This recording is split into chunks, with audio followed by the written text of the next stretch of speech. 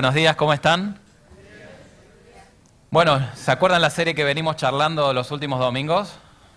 Venimos hablando de cuántas cosas tenemos para que nos demuestran la existencia de Dios. Empezamos desde la ciencia, nos vimos las evidencias externas de lo que es su palabra, y hoy nos habíamos comprometido a hablar un poquitito acerca de Jesús.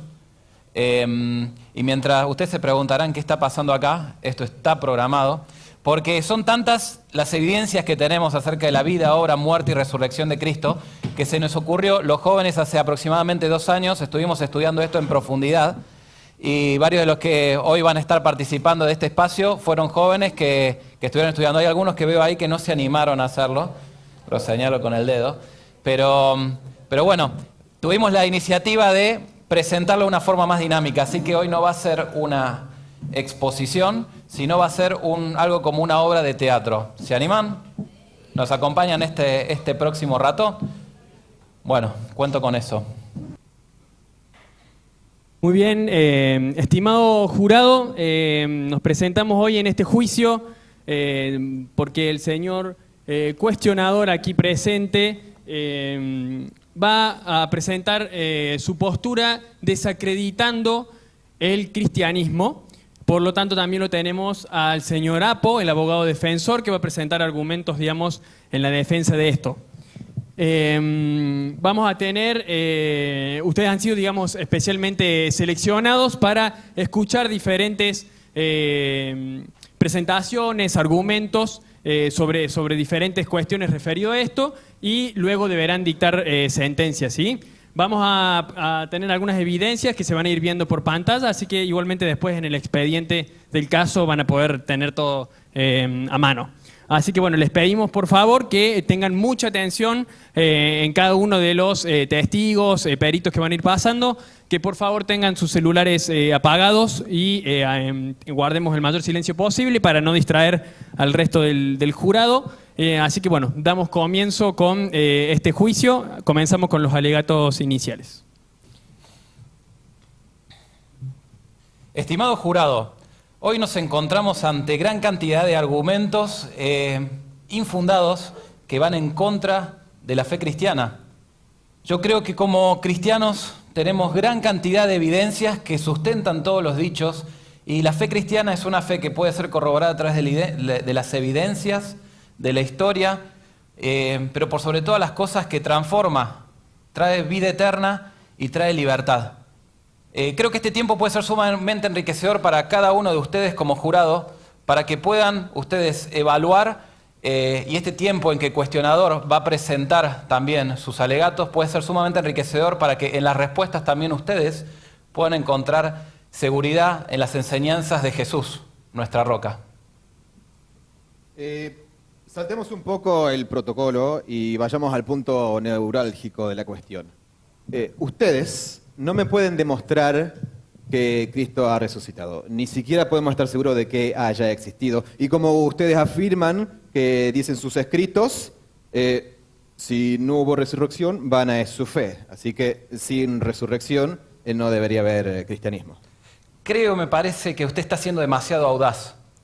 Principalmente porque usted, para hacer una negación absoluta como la que quiere hacer, tiene que tener un conocimiento absoluto, es decir, que tiene que tener todo el conocimiento del universo para hacer la afirmación que está haciendo usted. En cambio, nosotros los cristianos, lo único que tenemos que hacer es presentar las evidencias de que nuestro caso es cierto y que la fe cristiana está fundamentada en hechos. No estoy de acuerdo, estimado Apo. No estoy de acuerdo con lo que dice, porque yo lo único que tengo que hacer no es analizar todo el conocimiento, sino simplemente demostrar la incompatibilidad que tiene sus propuestas con la realidad. ¿Sí? Yo les voy a demostrar, les voy a señalar que la resurrección es un cuento y es una farsa, y que por lo tanto el cristianismo no es la verdad absoluta y definitiva que ustedes defienden. ¿Quieren saber cómo? En primer lugar, no tenemos testigos oculares que nos puedan decir que Cristo vivió, murió y resucitó. Claro que no los tenemos ahora, porque eso sucedió hace 2000 años. Con lo que sí contamos es con registros fieles de los testigos oculares y las entrevistas que fueron hechas a ellos. Su señoría, pido permiso para llamar al primer testigo, a Literata. Perfecto. Que pase Literata al estrado, por favor.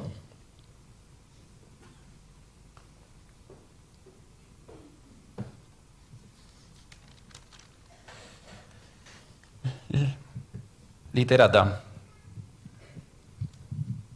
Gracias. Es un poquito alta, literata. En base a sus estudios y a su investigación, ¿contamos con testigos oculares, registros de los testigos oculares de los hechos de Jesús? Sí, claro que sí. Nosotros contamos con testigos presenciales. Tenemos el testimonio de Leví, que fue un cobrador de impuestos, el de Juan, uno de sus discípulos, Juan Marcos, por otro lado, que recopiló datos en base a testimonios de los apóstoles, y Lucas, un médico con alma de historiador, que recopiló minuciosamente y datos de testigos de la época y las ordenó correcta y cronológicamente. ¿Y podemos tener certeza de que esos escritos han sido realmente desarrollados por ellos? Sí, efectivamente ellos son los autores. Nosotros tenemos registros del segundo siglo, como por ejemplo Papías, del 125 después de Cristo. Él escribe que Marcos, el Evangelio de Marcos fue escrito en base a la vida de Pedro. Esto directamente es como un escrito ocular en base a la vida de los dichos de Pedro. Y por otro lado, acá le presento una evidencia, un texto de Ireneo. Ireneo, uno de los padres de la iglesia. Él también, frente a esta evidencia, no nos queda duda de que efectivamente ellos fueron los autores. Además de esto, contamos con muchos más testimonios, por el simple hecho de que los autores fueron testigos oculares o personas que entrevistaron a estos. Entonces, según sus estudios, ¿no cabría duda razonable de que contamos con testigos oculares de esa época? Totalmente. Su señoría, no tengo más preguntas. Muy bien. Cuestionador, ¿tiene alguna pregunta para realizar? Claro que sí. Usted me habló de estos autores. ¿Por qué cuando leemos estos autores no lucen para nada como las biografías que podemos encontrar en cualquier biblioteca? Bueno, para eso existen dos razones, la literaria y la teológica. La razón literaria básicamente habla sobre la época en que fue escrito. El modo de escritura de la época no tenía como objetivo plasmar cronológicamente los hechos, sino más bien aquellas lecciones que daban los personajes. Es más, si usted tuviera en su biblioteca biografías contemporáneas a la época de Jesús, tendrían más o menos la misma estructura. Y por otro lado, la razón teológica se desprende de esta primera. La razón teológica da este sentido a la escritura de que efectivamente los autores de estos escritos de los evangelios tenían como objetivo plasmar las enseñanzas y el significado de las enseñanzas del Jesús sobre el que estaban escribiendo. Bueno, también sabemos que estos escritos no fueron hechos mientras sucedían los actos, sino bastante tiempo después, ¿sí? Entonces, podríamos decir que se trataron de versiones adulteradas de la historia real que se escribieron al ser escritas tardíamente, fueron transformando a Cristo en algo que no era. ¿No le parece posible eso? No, para nada. En realidad, los escritos son muy contemporáneos. El escrito más tardío que tenemos es el de Lucas en los años 90. Imagínese ¿Lucas? usted... Porque recién No, estuve... Juan, perdón. El escrito más tardío es el de Juan en la década del 90. Lo importante de esto, más allá de estos años, es que todavía existían testigos oculares mientras se presentaron estos evangelios y empezaron a circular. Usted imagínese que los testigos oculares que estaban presentes contradecían lo que el escrito estaba diciendo. Eso no habría sido posible.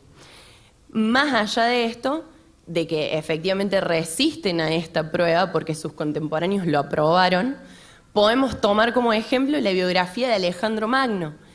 Esta biografía fue escrita 400 años después de su vida y aún así nosotros la consideramos como fiable.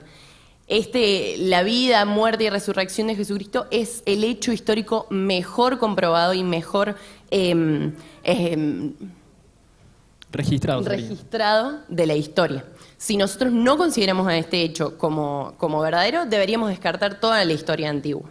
Bueno, pero si estos autores no hubieran estado realmente interesados en hacer un relato fidedigno de la historia, simplemente registrarlo de una forma correcta, pero no diciendo la verdad. En realidad tenemos varios motivos para creer que ellos sí querían registrar la verdad. Bueno, lo vemos en sus escritos, como por ejemplo Lucas, el evangelista, lo plasma él explícitamente al comienzo de su libro, y lo leo. Puesto que ya muchos han tratado de poner en orden la historia de las cosas que entre nosotros han sido ciertísimas, tal como nos lo enseñaron los que desde el principio lo vieron con sus ojos, y fueron ministros de la palabra, me ha parecido también a mí, después de haber investigado con diligencia todas las cosas desde su origen, escribírtelas por orden, oh excelentísimo Teófilo, para que conozcas bien la verdad de las cosas en las cuales has sido instruido. Él detalla explícitamente que él recopiló estos datos y los ordenó correcta y cronológicamente. Los autores constantemente afirman que ellos querían hacerlo fidedignamente. Constantemente, me ha citado solamente uno. Bueno, tenemos otros ejemplos explícitos, como el de Juan 20:31. Además de esto, es importante hacer énfasis en que los datos históricos de la época son reales, y eso se puede constatar. Entonces, el relato que ellos cuentan es imposible, digamos, que se contradiga con los datos de la época, si no sería totalmente una mentira. Está bien, pero no está claro el punto, porque los autores podrían haber tenido la intención de inventarlo todo. Entonces lo que tenemos es acá una manufactura. Objeción, su señoría. Está dando una opinión personal, no preguntando al testigo. Cuestionador, por favor, ¿tiene alguna pregunta? No, su señoría. Muy bien, muchas gracias. Su señoría, pido permiso para llamar al estrado al detective para poder evacuar el planteo que acaba de realizar cuestionador. Perfecto, que pase el testigo, por favor, al estrado.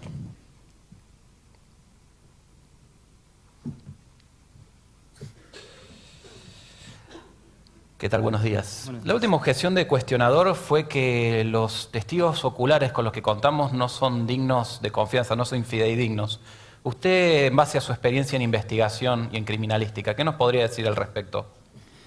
En base a los criterios que se utilizan en nuestra profesión para la evaluación de testigos, podemos decir que son completamente fieles. Además, hemos establecido que ya tenemos testimonios de testigos oculares, a los cuales llamamos testigos presenciales. Y por más que no hemos hablado aún de esto, podemos decir que sus testimonios están verificados. No más preguntas, su señoría. Muy bien. Cuestionador, su turno para preguntar. Sí, gracias, su señoría. Me gustaría que se explayara un poco más en esto, porque si fuera verdad que hubo testigos presenciales, ¿sí? ¿Cómo sabemos que sus testimonios fueron honestos? Es una excelente pregunta.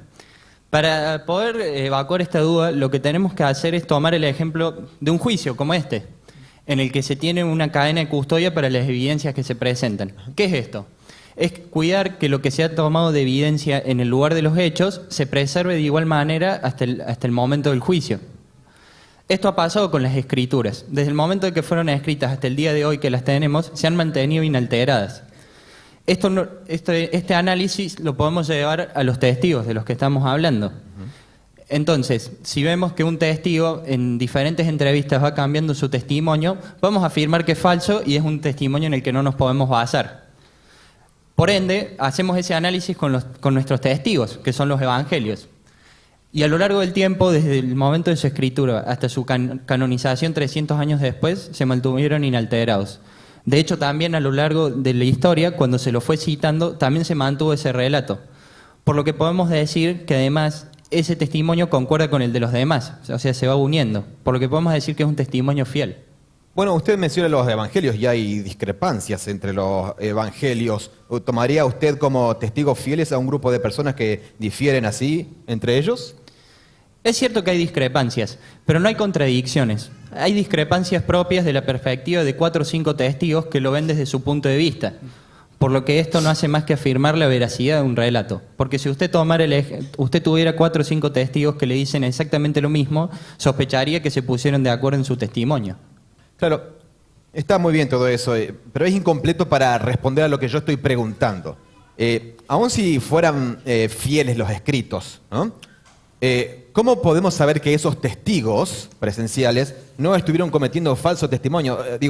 ¿No podría haber sido que estuvieran mintiendo? Es una buena pregunta. Para esto lo que hacemos en nuestra profesión es analizar la motivación de una persona a la hora de delinquir, o en este caso a la hora de dar falso testimonio. Por consenso podemos agrupar las motivaciones en tres. Una de ellas es búsqueda de poder, la otra es ganancia de dinero y por último lujuria sexual, que tradicionalmente en nuestra jerga le decimos la triple P: poder, plata y polleras. Entonces, para esto nos hacemos la primera pregunta: ¿lo hicieron para conseguir mujeres? Sinceramente no parece un mensaje que apunte a dicho fin, y tampoco hay registro de que así haya sido. Entonces, ya salteamos eso y vamos a la pregunta del dinero. ¿Lo hicieron para conseguir dinero? No hay un registro de que así haya sido. De hecho, de lo que sí hay registro es de que muchos de estos apóstoles y testigos murieron sumidos en la pobreza. Y también podemos tomar el ejemplo de Mateo, que era un cobrador de impuestos, o de Pedro, que tenía una empresa pesquera, que cuando conocieron el testimonio de Jesús abandonaron dichos emprendimientos para seguirlo. Entonces nos queda la última pregunta, que es la búsqueda de poder. Y tampoco hay registro de esto. Si bien para los primeros cristianos estos testigos eran referentes y líderes, tampoco hay registro de que murieran siendo líderes, sino que morían en soledad, lo cual no es una característica de un líder. Además, podemos tomar para esto el ejemplo de Pablo, quien era una persona de mucho poder en el Sanedrín, y cuando se le presentó el testimonio de Jesús, abandonó esa posición y hasta fue perseguido por eso, abandonando todos los privilegios que tenía previamente. Además, de lo que sí tenemos registro es de que las personas que profesaban la fe de Cristo y que confiaban en estos testimonios fueron perseguidos, torturados y hasta martirizados. De lo que no hay registro es de que en el punto de tortura o muerte ellos hayan confesado falso testimonio. Entonces, con todas estas pruebas, con personas que dejaron todo lo que tenían, sufrieron y hasta murieron, ¿no es suficiente evidencia para decir que son testigos fieles? No más preguntas, su señoría. Muy bien, muchas gracias. Habiendo escuchado a los expertos y de acuerdo a los testimonios de testigos presenciales, ¿quiere hacer algún otro tipo de alegato? Sí, he escuchado atentamente a los peritos de parte y me gustaría establecer que no existen evidencias fuera de la Biblia que avalen estos testimonios que son parciales. Adelante, exponga su punto. Sí, estoy hablando de que han hablado principalmente de lo que dice la Biblia sobre Jesús y realmente yo tengo serias dudas de que haya evidencias que avalen a Jesús externas a la Biblia. ¿Me explico? Por la sencilla razón de que no he encontrado esas evidencias. Mi punto se resume en que no creo que alcance con lo que dijeron los más cercanos a Jesús, porque eso es algo absolutamente parcial y subjetivo. Objeción, su señoría, está especulando, no presentando evidencias. Concedida la objeción. Es más, me encantaría poder traer otro tipo de evidencias corroborativas, es decir, que confirman la objetividad de estos relatos. Adelante, por favor. Pido permiso para llamar al estrado a Dora, la historiadora. Que pase, por favor, Dora.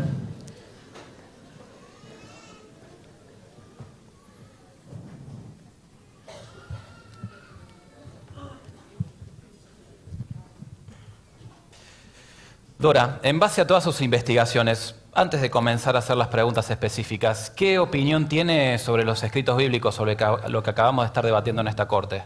Bueno, como documentos históricos son más que suficientes, son fuentes completas y confiables y son el registro auténtico de la existencia de la vida, muerte y resurrección de Jesucristo. ¿Pero eso quiere decir que es todo lo que hay? No, para nada. Es más, contamos con escritos fuera de la Biblia que son corroborativos de los evangelios. ¿De cuáles se estaría tratando? Bueno, déjenme contarles un poco. Entre las principales fuentes históricas contamos con dos famosos historiadores de la época, uno romano conocido como Tácito y uno judío conocido como Josefo. Empecemos por Josefo. ¿Quién era y qué es lo que escribió? Bueno, Josefo era un fariseo, uno de los más importantes de la época y era muy conocido por sus obras. Él escribió un libro conocido como Antigüedades Judías. En este libro, él relata sobre la historia del pueblo judío en el siglo I. Por ejemplo, déjeme mostrarle. Él en su libro, ha escrito sobre la muerte de Santiago, hermano de Jesús. Y también citó estas palabras textuales. Pues. Ahí está, Ahí, uno más. El próximo.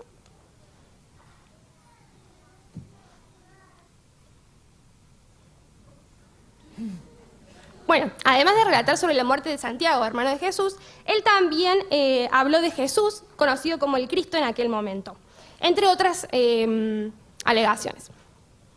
¿Y Josefo dijo algo significativo acerca de Jesús? Sí, claro, dijo mucho más sobre él.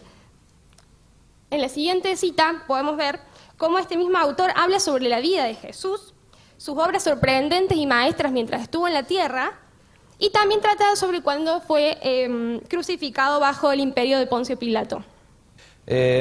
Perfecto, pero ¿esto está confirmado de que fue escrito por Josefo? Absolutamente. Es más, si bien ha sufrido muchos ataques estos textos porque habla de los milagros, no contradice la existencia de Jesús como Cristo. Habla de su muerte en la cruz y también de su resurrección. Y como Josefo no era un autor ni historiador cristiano, esto nos corrobora aún más la veracidad de la existencia de Jesús en aquella época. ¿Y cómo porque, sí, disculpe, perdón. ¿no? Pero podrías, porque no, igual, no siendo creyente, aún así él escribió y describió la situación en aquel momento a la perfección, en consenso con los eruditos de la época.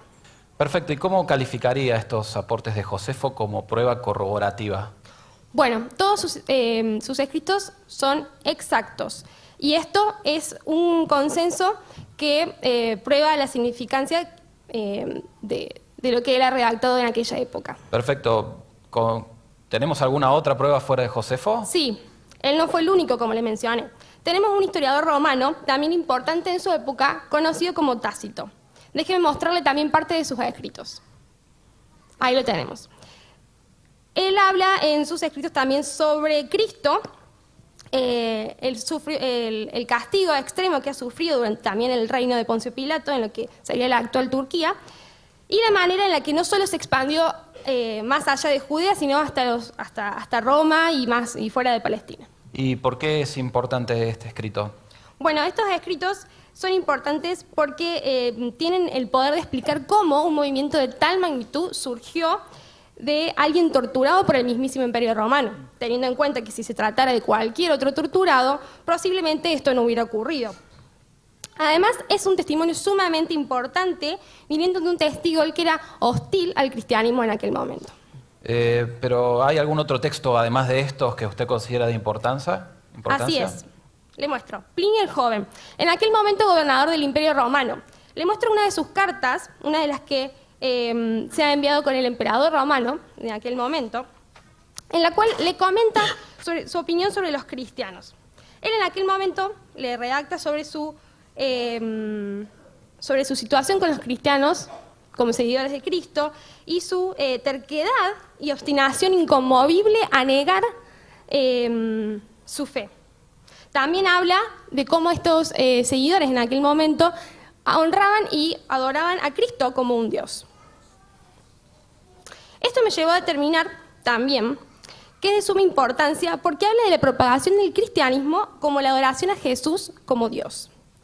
También contamos con otras pruebas evidentes de lo sucedido en aquel momento, porque por ejemplo hay registros que cuentan que el día de la muerte de Jesús en la cruz, la tierra se oscureció y efectivamente hay un registro de que en aquel preciso momento hubo un eclipse. ¿Y usted, como experta en el área, qué concluye de todo esto? Bueno, que contamos con gran cantidad de evidencias históricas fuera de los escritos bíblicos que corroboran los evangelios con los que ya contamos. Es más, tenemos tanta evidencia histórica corroborativa que es abrumadora. Creo que es suficientemente claro, no tengo más preguntas, su señoría. Muy bien. Cuestionador, ¿tiene alguna pregunta para realizar? Sí. Estas menciones que usted trajo, historiadora, no demuestran todo lo que dice el texto bíblico, sino veo que son solamente algunos detalles que hubieran sido necesarios para hacer más creíbles estos escritos religiosos. ¿Qué le parece a usted este planteo? Bueno, si bien son detalles claves, porque corroboran estas fuentes externas y la consonancia que tienen con los escritos bíblicos. Por ejemplo, estos textos, estas fuentes externas corroboran a Jesús como un maestro judío en aquella época. También habla de que él realizaba sanidades, exorcismos. También cuenta sobre el rechazo que tuvo por los líderes judíos de aquella época. También se relata mucho sobre su muerte y su crucifixión bajo el imperio de Poncio Pilato. Y también habla mucho sobre sus seguidores en aquel momento y de cómo ellos rendían culto a Jesús como Dios. ¿Y entonces no debería haber más escritos sobre esos fanáticos? Por supuesto los hay. Tenemos a Pablo, otro cristiano que antes de conocer y tener un encuentro con Jesús, sabemos que seguía a los cristianos de aquella época e incluso los mataba. Él cuenta mucho acerca en sus relatos sobre su encuentro personal con Jesús. Y por supuesto tenemos otros escritos como los de Santiago, los de Pedro, los de Juan, que también corroboran estos hechos. Claro, pero todo eso está en la Biblia. Claro, pero también tenemos fuentes fuera de la Biblia, como las de los padres de la Iglesia. Ellos mismos han sido discípulos de los apóstoles en aquel momento. Es decir, son tantos los textos abundantes que tenemos para corroborar la existencia de Jesús fuera de la Biblia, tanto de su resurrección como de su vida y de su muerte en la tierra, que simplemente no nos alcanzaría el día para poder leerlos. No tengo más preguntas, su señoría. Muy bien, entonces procedamos a presentar otro tipo de evidencias. Muchas gracias, Dora. Su señoría solicita autorización para llamar al estrado nuevamente a detective. Muy bien, que pase por favor el detective. Hola, antes que nada me gustaría disculparme porque no le permití presentarse. ¿Cómo es su nombre? Así es. Mi nombre es Jones. Soy detective, además soy arqueólogo. Proveniente de la ciudad de Indiana. Ah, o sea, usted es de Indiana Jones. Así es. Como experto en el área, ¿cómo catalogaría la fidelidad de los textos, de los relatos de la vida, obra, muerte y resurrección de Cristo? Si usted se está refiriendo a los escritos bíblicos, yo puedo afirmar que son 100% fieles a la historia. ¿Y en qué se sostiene para hacer tal afirmación? En las corroboraciones arqueológicas de los mismos. Le comento, en nuestra profesión arqueológica, lo que hacemos es buscar evidencias que comprueben lo que está escrito en los relatos. Una vez que esas evidencias concuerdan con lo que está escrito en el relato, nos damos cuenta de la credibilidad de los testigos. ¿Y esto se aplica a los escritos bíblicos? Exactamente. Tomemos el ejemplo de Lucas, quien también, además de ser médico, era historiador. Y como vimos en la evidencia número 2, se tomó el trabajo de poner detalles y ser minucioso en su trabajo, en su escrito, por lo que podemos confiar completamente en él. Pero él no es el único que escribió. ¿Qué tal de la arqueología con respecto a los otros escritos? Hay también otros escritos, como por ejemplo el de Juan. En Juan vemos escritos como por ejemplo de los pórticos de los estanques de Betesda y Siloé, lo cual también se ha comprobado arqueológicamente. Incluso la identidad de Pilato, quien era un personaje muy popular en esa época y que figura en los escritos. ¿Sí? Perfecto, pero ¿cuál considera usted que fueron los principales hallazgos arqueológicos para corroborar estos relatos? Podemos hablar del censo previo al nacimiento de Jesús, que detalla quiénes lo hicieron y cómo fue la modalidad del mismo, y que además revela la identidad de Lucas como sirenio, y que lo cual no hace más que afirmar que es veraz. Además, podemos tomar lo que es la corroboración de la existencia de la ciudad de Nazaret, cuya ciudad muchos escépticos han dudado de su existencia, pero que se han encontrado escritos del año 70 después de Cristo, alrededor de la caída de Jerusalén.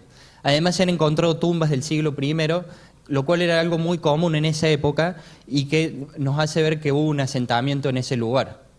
Además también está comprobado lo que es la matanza de niños en Belén y otros escritos que se hallan en los rollos del Mar Muerto.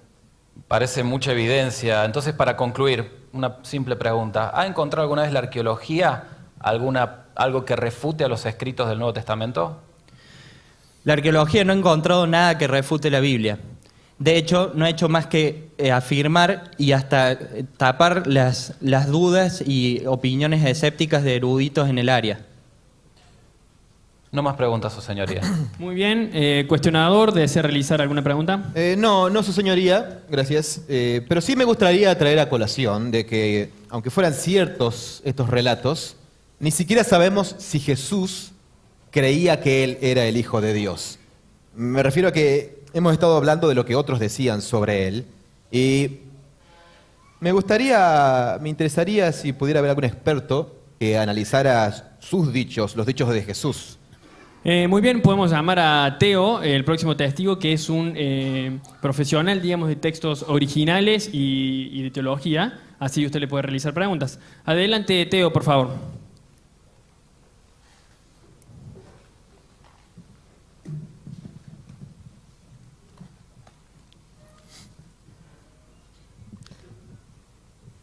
¿Cómo podemos saber que Jesús creía que Él era el Hijo de Dios y que no era simplemente un maestro o rabí, como le decían sus discípulos, y que después de su muerte la tradición cristiana fue mutando, inventando que Él era Dios? Bueno, antes que nada, muy buenos días, señor jurado, Sí, buenos días. a ustedes también. Con respecto a lo que me preguntas, es una excelente pregunta, es decir, ¿cómo sabía o si Jesús sabía que era realmente Dios? Y tenemos mucha evidencia para demostrar esto. Primero que nada, podríamos hablar de la relación que existía entre Jesús y los maestros de la ley. Jesús les enseñaba con autoridad, como una autoridad de Dios, y por eso los maestros de la ley lo odiaban e incluso querían matarlo, porque Jesús se autoproclamaba Mesías. Y a su vez también vemos a través de la historia que existieron diferentes tipos de criterios ideológicos de distintos maestros que estuvieron en la época, pero esos diferentes criterios no llegaron al punto de querer matar a la persona. Pero con Jesús fue completamente distinto. Jesús hizo declaraciones muy contundentes sobre su propia persona y solamente lo podría haber hecho alguien que se consideraba Dios. Ahora, también podemos agregar lo que de las interpretaciones de sus oyentes. Por ejemplo, en el caso de Juan, dedicó todo un evangelio para poder demostrar que Jesús era el Hijo de Dios y que solo por medio de él hay vida eterna. O quizás las preguntas que realizó Jesús a sus seguidores. Por ejemplo, cuando le pregunta a sus seguidores quién creían que era él, Pedro le responde, tú eres el Mesías. Y Jesús lo único que dice es asentir a eso y decir que se lo había revelado el Padre. O también podemos ver cómo se confirma la identidad de Jesús en su bautismo, en la transfiguración o también en el mismo Getsemaní. Es decir, Jesús tenía claro quién era. Otra de las formas que podemos definir que Jesús sabía que era Hijo de Dios es cómo Él se refería a sí mismo. Por ejemplo, Jesús dijo, el Padre y yo, uno somos. Esto es claramente que Jesús se consideraba o se atribuía como Dios. O, por ejemplo, cuando Jesús se autorreferencia como el Hijo del Hombre, que era un título profético que hablaba del Cristo o el Mesías. O si querés, vamos un poco más allá y hablamos de cómo se refiere a Jesús a como el Yo Soy, que era el nombre con el cual Dios se había revelado a los israelitas en el libro de la ley. Entonces, con todo esto que decimos, estamos hablando de un hombre que se consideraba Dios y que decía obrar y hablar con autoridad divina, a su vez también lo respaldaba como un hacedor de milagros, es decir, Jesús sabía claramente quién era. Por lo cual nos queda una cosa por plantearnos, o Jesús era un loco, podría ser, o Jesús claramente sabía que era Hijo de Dios, y por los dichos tenemos claro que Jesús tenía claramente su identidad definida. ¿Eso puede ser corroborado con esta evidencia? Esta evidencia, que es la cita de Lewis, es algo que hace muy buena referencia a esto que estoy hablando, que dice, usted debe hacer su elección. Este hombre o era y es el Hijo de Dios, o de lo contrario, un loco o algo peor. Usted puede descartarlo como loco, puede escupirlo y matarlo como a un demonio, o puede caer a sus pies y llamarle Señor y Dios. Pero no vengamos con ninguna tontería condescendiente acerca de que fue un gran maestro humano. Él no nos dejó esa salida, no era su intención. Eso decía Lewis. Bueno, usted y Lewis lo dicen, que podría haber sido un loco nada más. Lo que yo dije no fue eso, solamente dije que Jesús sabía claramente quién era. Está bien, pero teniendo en cuenta que él podía saber quién era o pensar quién era, un trastorno mental podría haber sido una alternativa para lo que decía sobre sí mismo, ¿no? Si bien ha habido en la historia muchas personas con diferentes trastornos psicológicos que manifestaron ser Dios, este no era el caso de Jesús. Jesús tenía sentimientos totalmente coherentes con la realidad, sentía alegría, tristeza, Y a su vez también poseía o tenía conversaciones no solamente lógicas y coherentes, sino totalmente elevadas e inteligentes, y tenía una correcta forma de relacionarse con las otras personas. Aparte, todo lo que Jesús decía se veía respaldado por los hechos y milagros. Es decir, esto se ve incluso hasta en su propia resurrección. Bueno, no me cites milagros, que yo no creo en los milagros y mucho menos en el milagro de la resurrección. Y entonces, ¿cómo das respuesta a todo lo que está registrado? Bueno, hay muchas posibilidades. Por ejemplo, podría haber hipnotizado a las personas para hacer que se sanaran. Sugestión. Pero eso no es suficiente para poder explicar los milagros de sanidad instantánea y de enfermedades crónicas como la ceguera, como la lepra, y ni hablar de la cantidad de testigos que estaban en ese momento y que a su vez conocían a las personas sanadas desde hace mucho tiempo. Entonces, si queremos afirmar que la hipnosis fue un medio utilizado por Jesús, es un argumento que no soporta análisis, porque para la hipnosis no funciona en personas que son escépticas. Entonces, su argumento no tiene validez. Se podría decir que podríamos tener hasta más fe en creer en la hipnosis que... Tendríamos que tener incluso más fe en la hipnosis que en Jesús era el Hijo de Dios. Está bien, supongamos que creemos en los supuestos milagros. De todas formas, eso es solamente una sola cosa. ¿No se le deberían haber adjudicado más características divinas a Jesús para decir que Él era Dios? Lo hemos reflejado a través de toda la Escritura, cómo Jesús tiene atribuido todas las características divinas. Ahora, en la siguiente evidencia, podemos ver que Jesús era omnisciente, era omnipresente, era omnipotente, sabía que era eterno y también era inmutable. Y a su vez, otros títulos nombrados en el Antiguo Testamento, en los cuales se cumplen cada uno en Jesús. Es decir, Jesús tenía los atributos de Dios.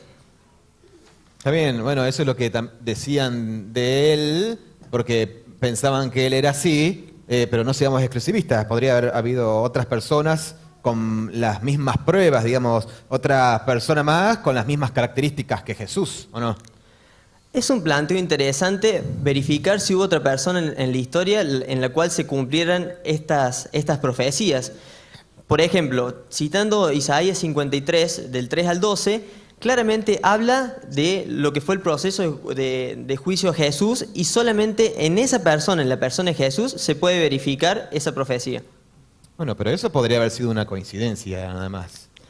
Hablar de que es una coincidencia sería algo ilógico, porque muchos matemáticos y eruditos han tratado de cuantificar la probabilidad de que sea una coincidencia. Por ejemplo, eruditos, en esto voy a leer, trabajaron en esas posibilidades, y por ejemplo, que se cumplan 8 de las principales profecías de Jesús acerca del Mesías en una persona daría un número de 100.000 millones de millones. Ese número es millones de veces mayor a la cantidad de gente que ha nacido y que ha vivido en esta historia, en la historia de la humanidad. Y el cálculo que hizo Stoner, un matemático brillante, es que la probabilidad de cumplir las 48 profecías de Jesús es de 1 en 10 a la 157. Es 1 con 157 ceros. No me entra en la pantalla. Exactamente. No nos entra en la cabeza poder imaginar el número de probabilidad de cumplimiento. Bueno, pero eso estamos hablando de probabilidades. Puede haber sido que Jesús, viendo que estaba esto ya escrito de antemano, fue cumpliendo los requisitos a propósito. Pero vemos claramente que había muchas cosas que Jesús no podría haber cumplido a propósito. Por ejemplo, no podría haber elegido su lugar de nacimiento, no podría, después de haber muerto en la cruz, planificado que los soldados se sortieran su ropa. Es decir, hay muchas cosas que muestran de evidencia que Jesús no lo cumplió a propósito. Por ejemplo, el libro de Daniel, en su capítulo 9, nos dice el año exacto en que el Mesías iba a venir. Y es año exacto. Entonces, todas esas profecías estaban lejos de ser cumplidas a propósito por Jesús. Y como teólogo me gusta en la cruz cuando Jesús menciona todo está cumplido. Jesús, como Hijo de Dios, es la única respuesta a la historia, profecías y atributos de Dios. No tengo más preguntas, señoría. Muy bien. Señor Apo, ¿desea hacer alguna pregunta? Sí, su señoría, aprovechando que está Teo en el estrado. Mi pregunta sería un poquito más personal. ¿Alguna vez dudaste de que Jesús realmente era el Hijo de Dios? Completamente. Dudé durante mucho tiempo hasta que pude juntar toneladas de evidencia que me demostraron lo contrario. Y de esa tonelada de evidencia, ¿cuál es la que usted cree que es la más significativa? Sin lugar a dudas, la resurrección. Y acá me gusta citar al apóstol Pablo, que dice que si la resurrección de Cristo no hubiese existido, nuestra predicación no sirve para nada e incluso nuestra fe no sirve para nada. Bien, y cuestionador dijo que podría haber sido un farsante. ¿Usted cómo cree que si hubiese sido él un farsante que se hubiese manejado con el tema de la resurrección? Tranquilamente Jesús podría haber dicho que iba a resucitar de un modo espiritual, pero él dijo claramente que iba a volver y el tercer día él volvió. Según su opinión, ¿la resurrección es un hecho histórico? La resurrección no solamente que es un hecho histórico, sino que es un hecho histórico, es el hecho histórico mejor registrado de la historia. Su señoría, pido permiso para llamar nuevamente a Dora, la historiadora, al estrado. Muy bien, perfecto. Gracias, Teo. Que pase, por favor, Dora, la historiadora.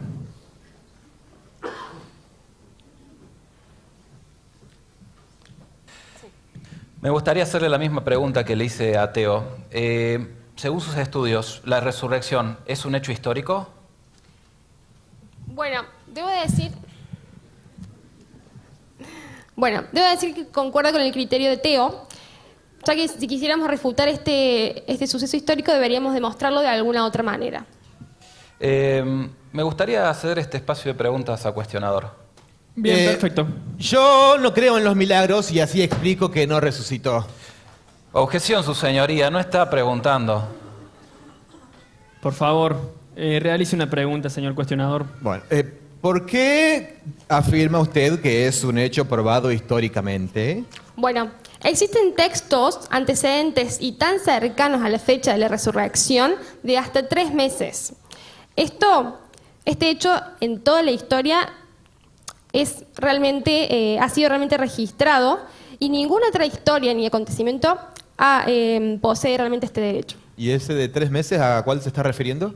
Bueno, por ejemplo, el credo que tenemos en 1 Corintios 15, acá se lo muestro. Déjeme leérselo. Porque primeramente os he enseñado lo que asimismo recibí, que Cristo murió por nuestros pecados conforme a las Escrituras, y que fue sepultado, y que resucitó al tercer día conforme a las Escrituras, y que apareció a Cefas, después a los 12. Después apareció a más de 500 hermanos a la vez, de los cuales muchos vivían aún. Y otros, bueno, ya duermen. Después apareció a Jacobo, después a todos los apóstoles, y Pablo agrega, y al último de todos, como a un abortivo, me apareció a mí. ¿Y esto qué tiene de significativo? Bueno, este texto comprueba que Jesús ha sido visto resucitado luego de su muerte y ha sido registrado cercano a la fecha de su muerte. ¿Y cómo puede probar usted que es un credo? Bueno, puedo afirmar que es un credo porque Pablo afirma que lo recibió para luego ser transmitido mediante él, algo que sucede normalmente con los credos. Otra cuestión importante es que la estructura de este texto posee una estructura literaria, lo que nos marca que es un credo, evidentemente, porque ha sido redactado de manera que las personas puedan memorizarlo en su idioma original y así transmitirlo de generación en generación. Es decir, ya que esta era la tradición oral típica de la época, debido a que la mayoría de la gente no sabía ni leer ni escribir. ¿Y cómo sabemos que fue escrito en una fecha tan temprana?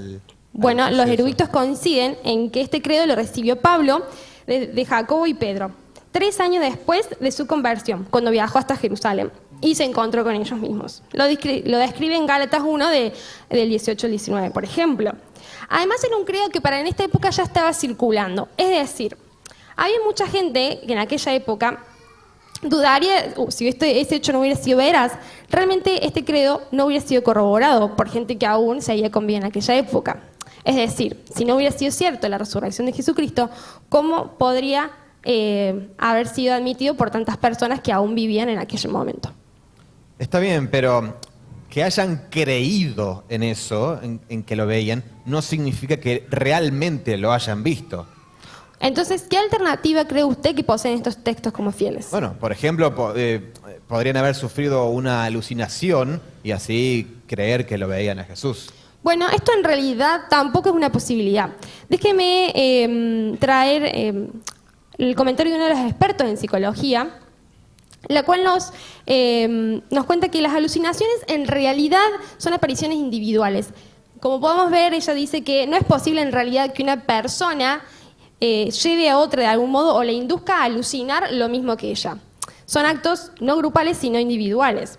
Es por esto, y además, que por el hecho de que los discípulos se encontraban en aquel momento temerosos, angustiados, habían perdido a su maestro, el que por tanto tiempo los había acompañado.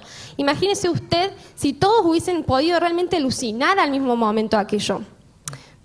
Este argumento realmente no creo que se sostenga. Imagínese, Pedro, un cabeza dura, Jacobo y Tomás, 2 escépticos de la época. Imposible que realmente hubieran podido ver estas alucinaciones que usted insinúa. Psicológicamente no se podría sostener este argumento.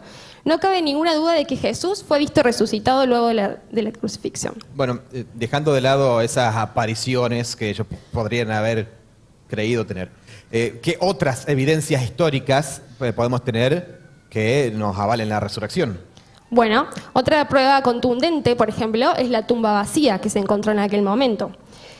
Si se quisiera sostener que la resurrección en realidad no existió, debería encontrarse una respuesta a por qué la tumba estuvo vacía. Y bueno, por ejemplo, podría haber sido que nunca lo pusieran ahí el cuerpo, que a lo mejor nunca llevaron el cuerpo a esa tumba y por eso es que estaba vacía. Los textos bíblicos que ya establecimos como fidedignos nos corroboran que Jesús efectivamente fue llevado a la tumba cercada de José de Arimatea. Y además, el credo que expusimos anteriormente también menciona su sepultura. está bien, pero supongamos que realmente lo pusieron ahí. ¿No podrían habérselo robado al cuerpo? Bueno, en realidad esa hipótesis es difícil de sostener, permítame explicarle por qué. Las tumbas en aquel momento estaban esculpidas dentro de piedras y estaban tapadas por rocas gigantes, macizas, piedras que debían ser rodadas por más de un hombre, es decir, por varios hombres, para poder ingresar a la tumba. Eso no hubiera sido posible. Además, no debemos olvidar el hecho de que en aquel momento había alrededor de 15 soldados romanos de la Guardia del Imperio custodiando la tumba. Hubiera sido imposible que los discípulos se hubieran podido acercar. Además, pensar que un grupo de discípulos totalmente desanimados en aquel momento por esa pérdida hubieran sido capaces de desafiar a la Guardia Romana y cometer crimen contra el Imperio Romano no tiene ninguna lógica. Y aún así la tumba estaba vacía. Perdón, yo puedo recordar que los primeros testigos eran mujeres. Efectivamente, olvidé mencionar ese detalle. Las primeras en llevar el mensaje de la tumba vacía fueron mujeres. Yo creo que en el caso de que esto no hubiera sido cierto, las menos indicadas para llevar este mensaje hubieran sido mujeres. Imagínense la poca veracidad que tenían las mujeres en aquella época como para llevar y confiarles este mensaje, si hubieran intentado crear alguna mentira. Sí, bueno, supongamos que tenían la intención de decir la verdad a estos testigos que encontraron la tumba vacía. Bueno, pero también está otra alternativa, bueno, que es que Jesús pudiera haber simulado su muerte o que la cruz no hubiera llegado a matarlo y quedó en un estado de letargo. Señoría, está especulando nuevamente, no tiene credenciales para respaldar esa afirmación. Solicito llamar un médico al estrado para descartar ese sinsentido. Adelante, por favor. Muchas gracias, Dora. Que pase el médico al estrado.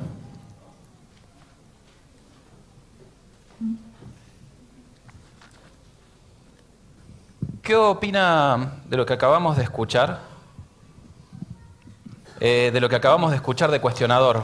¿Jesús podría haber simulado su muerte? No, bueno, pienso que esto es completamente imposible y le voy a explicar en 3 pasos, ¿sí? En 3 sencillas puntos. Primeramente, en los evangelios podemos ver que nos indica, antes justamente de ser crucificado, que Jesús transpiró sangre, ¿sí? Esto lo podemos ver como un cuadro de hematohidrosis, lo cual es un cuadro en el cual la persona sufre un estado de estrés extremo, ¿sí? Entonces también podemos darle un poco más de validez a justamente lo que veníamos hablando de las escrituras, ¿sí? Ya una vez apresado, Jesús fue también flagelado, y recordemos que fue flagelado por los romanos, que en su momento eran de las torturas peores en la historia, Y podemos, bueno, ver que justamente las torturas desgarraban la piel, también lo que es la carne, y hasta justamente los huesos quedaban expuestos, ¿sí? Podemos ver que Jesús en este momento tuvo también una hipovolemia, que hipovolemia es justamente cuando una persona pierde una gran cantidad de sangre, y esto obviamente iba a afectar tanto a su sistema cardiovascular como también a los riñones y llevará a una deshidratación, ¿sí? También podemos ver y confiar esto en la Biblia porque nos relata que Jesús tuvo sed en este momento, ¿sí? Ya podemos concluir entonces que justamente Jesús, antes de llegar a la cruz, ya estaba en un estado completamente crítico, ¿sí?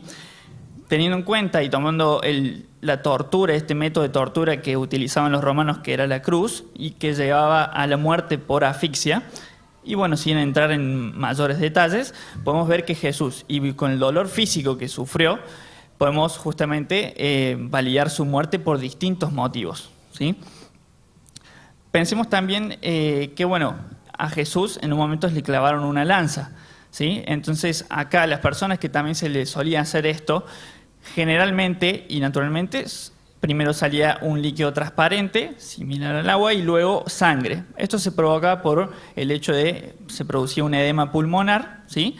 Y, bueno, también lo que es la separación de elementos sanguíneos por el mismo cese de la circulación de la sangre. Sin embargo, bueno, Juan, un testigo ocular, esto sin ser médico, lo pudo comprobar que Jesús estaba muerto en ese momento. Y pensemos un poco en los soldados. Los soldados en ese momento, por costumbre, eran expertos en saber cuándo una persona estaba muerta o no. Y no se arriesgarían, obviamente, a dejar que Jesús no lo estuviera, sencillamente porque ellos serían también juzgados como traidores, ¿sí? Entonces pensemos... Y pienso, ¿cómo puede ser que Jesús pudo haber estado 3 días vivo en este estado y luego pudo haber salido del sepulcro, haber sacado sus envolturas mortuarias, haber corrido la piedra, haber caminado sin una asistencia médica? Esto es sencillamente imposible. No más preguntas, su señoría. Cuestionador quiere preguntar... No, yo no tengo las credenciales para preguntar sobre esto. No tengo más preguntas, señor. Bien, perfecto. Muchas gracias al médico. Entonces, comenzamos con los alegatos finales. Adelante, señor cuestionador. Sí, su señoría, estimados miembros del jurado, yo he escuchado respetuosamente a estas alegadas evidencias. Estuve anotando, sacando conclusiones. Y me gustaría dar mi opinión, o mi impresión, mejor dicho, al respecto. Y es que todo esto, por más bien presentado que esté, no tiene ningún sentido, ¿sí? Los muertos no andan resucitando por ahí. La resurrección no es una norma natural. La ley universal es que cuando un hombre se muere, se queda muerto. ¿Ah? Y esto es lo lógico, y la lógica tiene que prevalecer por encima de cualquier relato, por más bien armado que esté. Y esto es lo que se ha presentado hoy, nada más y nada menos que un relato espectacularmente bien armado, muy bonito, sí, pero es eso, nada más. Un relato que a mí no me convence porque no estoy viendo al Cristo resucitado acá en vivo y en directo. ¿Se entiende? Entonces... podemos decir que hubo infinidad de posibilidades en las cuales este relato se haya podido ir produciendo y que quede ahí inventado. Coincidencias, por más remotas que fueran, casualidades, conspiraciones, malos entendidos, malos registros, porque en esa época el respaldo no era lo mismo que es hoy, entonces no podemos tener esa seguridad. Pero por sobre todas las cosas... la resurrección literal no es necesaria. Ustedes, los cristianos, pueden vivir y dejar morir siguiendo solamente la práctica moral del cristianismo y no insistir en la antinaturalidad de la resurrección. Muy bien. ¿Me explico? No es lógico, no es necesario, no me lo impongan. Perfecto. Señor Apo, su alegato, por favor. Usted, su lógica es incorrecta o por lo menos incompleta. Como usted dice, todavía no hemos visto a Cristo resucitado y hay un punto en que es cierto que la fe juega su papel. Pero también es más que cierto que nuestra fe está fundamentada en evidencias históricas, arqueológicas, en un completo desarrollo lleno de sentido, como acabamos de presentar y a responder a cada una de sus alegatos. La supernaturalidad de la resurrección de Cristo es el ápice de la intervención de un Dios creador en la historia. Sin esa intervención, la moralidad que sostenía cuestionador no tiene ningún derecho, no tiene ningún sentido de ser llevada a cabo. La resurrección es el todo para los cristianos, porque a partir de ella también tenemos una base para vivir y una base para tener una esperanza. Por eso mismo es que la Biblia dice que sin la resurrección somos dignos de ser tenidos lástima. Bueno, entonces, ténganme lástima.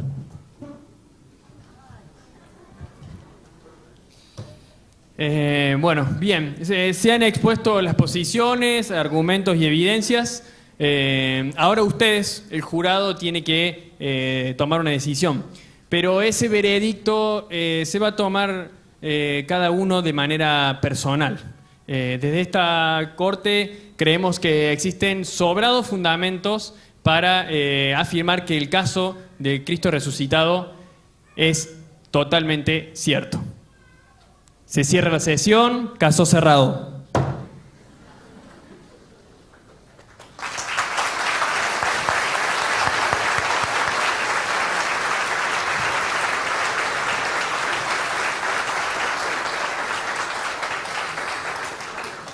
En 2 minutitos como para cerrar esto, la idea fue presentar la tonelada de evidencias que tenemos de la vida, obra, muerte, resurrección, tanto en la Biblia como fuera de ella, y por estar más seguros. Primero quiero agradecer a todos los chicos que han estado estudiando, han estado trabajando para presentar esto, y también presentarles a ustedes esto, básicamente que la resurrección de Cristo es el hecho mejor atestiguado de la historia, el más probado, con el cual tenemos más pruebas de todos los aspectos. Es un hecho histórico irrefutable. Ahora la pregunta, si este es un hecho histórico refutable, ¿qué tiene que ver con nuestra historia? Nosotros, como dijo Lewis, tenemos 2 opciones, no tenemos una tercera. Con este hecho tan evidente tenemos la opción o de volcarnos de todo corazón a seguir a este Jesús que vivió, nos enseñó, resucitó, y tener una esperanza en Él, o podemos rechazarlos. No existe un punto intermedio de llamarle un gran maestro moral. O lo es todo para vos, o no es nada. Entonces, la invitación que tenemos, seas o no cristiano, es, ante la evidencia y ante estos relatos, a tomar una postura. Si Jesús fue el Hijo de Dios, tu vida no puede ser la misma. Tu vida no puede seguir siendo como era antes. Si esta verdad es real, todos se tienen que enterar, todos tienen que saber que hay una esperanza. Muchos de nosotros podemos testificar que así es, que hay libertad, hay gozo, hay satisfacción, y todo eso se fundamenta en Jesús. Nuestra fe es solo, principalmente, centrada en Jesús. Todo lo que tenemos depende de la obra de Jesús en esa cruz, su muerte y su resurrección. Sin la resurrección, es vana nuestra fe. Y a través de todo esto que presentamos podemos tener la certeza de que Jesús hoy está en medio nuestro. Porque así lo escribió en su palabra. Entonces, el camino es sencillo. Y la decisión, si no decidís, mi mamá siempre me decía, cuando vos no decidís algo, estás decidiendo por el no. Así que creo que la postura es bien clara. Lo que yo te invito, y te invitamos con todo el equipo que estuvo trabajando, es a realmente jugártela por Cristo, o tomar la decisión de rechazarlo. No hay un camino intermedio. Si me dejas hablarte desde el corazón, te recomiendo con todo lo que soy, que lo sigas, porque realmente cambia la vida, da sentido y nos brinda una esperanza y algo que no tiene comparación. Eso es todo. Muchísimas gracias.